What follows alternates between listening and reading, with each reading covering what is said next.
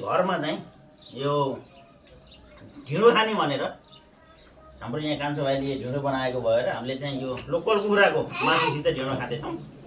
अब यहाँ घिउ पनि छ र हेर्नुहोस्, आज चाहिँ यसरी हामीले घिउ निकालेर खान्छौँ।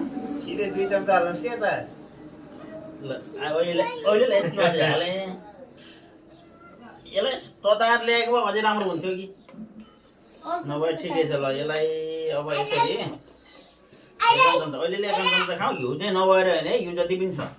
ल हेर्नुहोस् यहाँ ट्याक्क यहाँ राख्छौँ थोरै घिउ। अब यसलाई यो भाँडो हिँड्छ अचार सहित टक्क मासुमा डोबेर।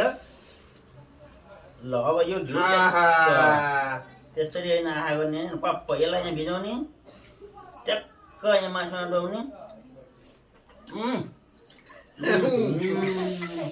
कति मिठो भयो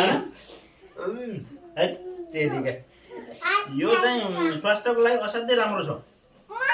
ल हेर्नुहोस् अब यो चटनीसित भयो।